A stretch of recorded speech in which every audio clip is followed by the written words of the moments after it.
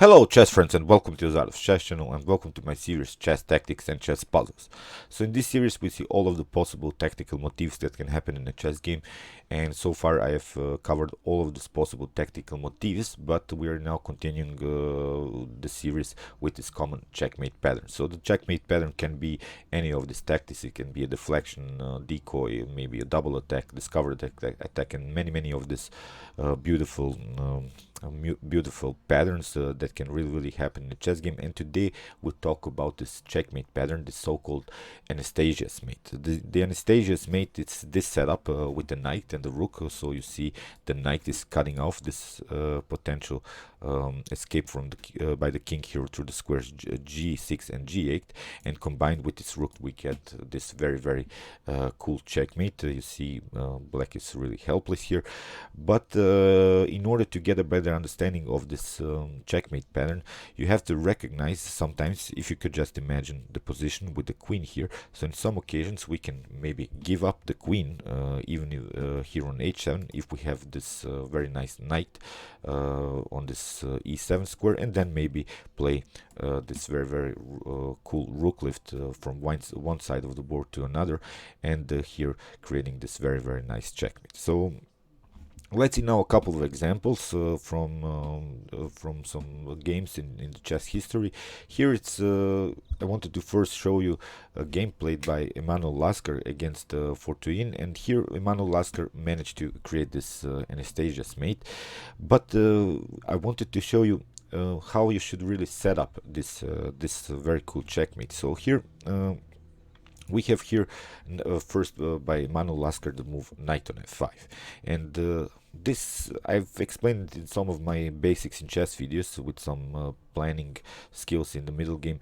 It's really important to occupy your opponent's half of the board. So you see we have now immediate threats. We have also sometimes possibilities to create some tactical possibilities on g7 or maybe h6, but you see now here black of course took, and now Lasker took here, and we had b6, and now of course d6, and you see how it is important now to bring this knight on this very active square. Now we want to bring the knight on the square e7, and then creating maybe checkmate threats with some queen sacrifices and rook lifts here through the fourth rank. So here rook on d8 was played, and now a queen on d5. We have knight on f4, kicking away the queen, and now knight on e4. Now black brings the knight on e6. I think he should have stayed here with the knight on g6 in order to prevent these tactical possibilities. And here the show starts. Here of course rook on a4. You see the preparation is of course to play knight on e7, queen on h7, and here rook on h4. This is the so-called Anastasia's mate, and it was very well prepared here by the legendary Emanuel Lasker. So queen on knight on c5 with an attack on the queen was played, and now of course queen on e7, king on h8, now queen on h7, and we have here again this very nice checkmate, rook on h4. It's game over for black. So see very cool queen sacrifices you can play in the middle game in order to deliver this very cool checkmate. And let's see now another game. It was played by Magnus Carlsen here against John Ludwig Hammer. John Ludwig Hammer with white pieces, and here Magnus Carlsen finds also a very cool Anastasia's mate. Here queen on h5. Of course white has to take the queen, and again we have the checkmate combined with this knight and the rook. We have again this Anastasia's mate.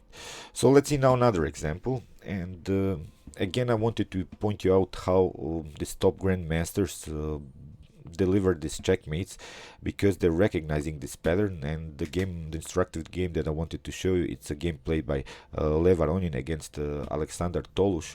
And here Levon Aronian recognizes that well, we have now this knight outpost on f5, and we want to stay with the knight there on this very active square, but of course this bishop on e6 is bothering us. So that's why Levon Aronian played this very cool rook sacrifice. With rook takes on e6, we have f takes e6, and now he brings the knight on this square that we want to have the knight. Of course we want to bring the knight on e7, and now we can create this Anastasia's mate, not with the rook but combined with the queen and the knight. So of course black tried to prevent these ideas with rook on f8. Now we have queen on e4, we have king on g7, and now of course queen on g6, we have king on h6. So now queen takes on e6. Now again with some fork ideas, maybe on g6.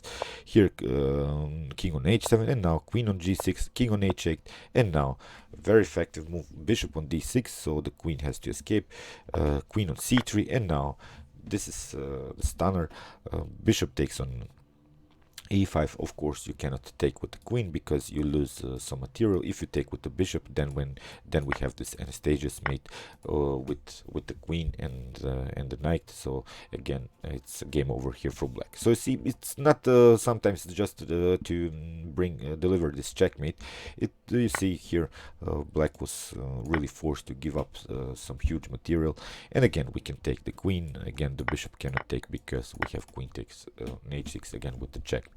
So these are really, really important patterns that you should recognize, because when you have at least broke your knight already here, like in this game on f5, you see you want to stay with the knight there, because okay, black in some occasions can take, but you see with queen takes on f5 you have many weaknesses on like squares.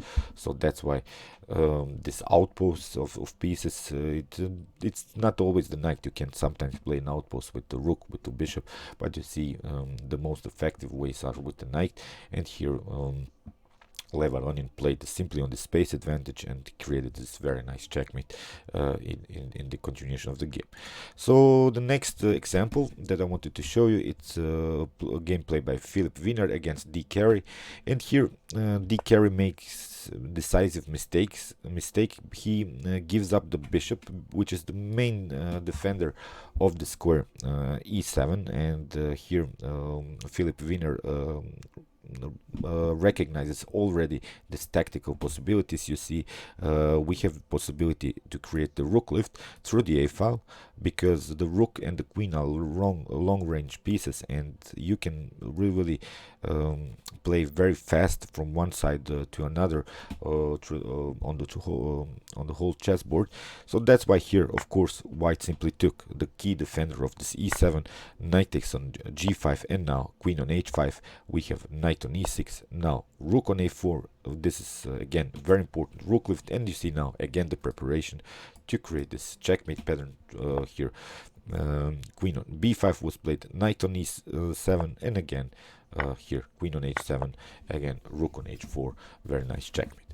So let's see now an example of this vertical Anastasia's mate. Here it's white's move. Here white played simply knight takes on d6 with an attack on the queen, and black tried here to continue with bishop on b2 g2, creating some checks. King on g2 was played, and now rook on c2, and here black probably thought, okay, maybe I have some checkmate threats, but here a queen on f4 was played. Now the idea is of course to deliver checkmate here on h2, but first white played here rook on e8, so black had to cover. We have rook takes on f8, king takes on f8, and now this discovered check with the queen, so the king has to move.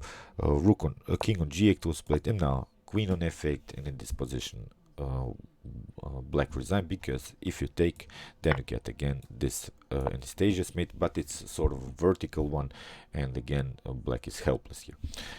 Okay, I hope you realize this idea. So knight on f5, as said, if your opponent has castle, maybe queen-sided, then knight on c5.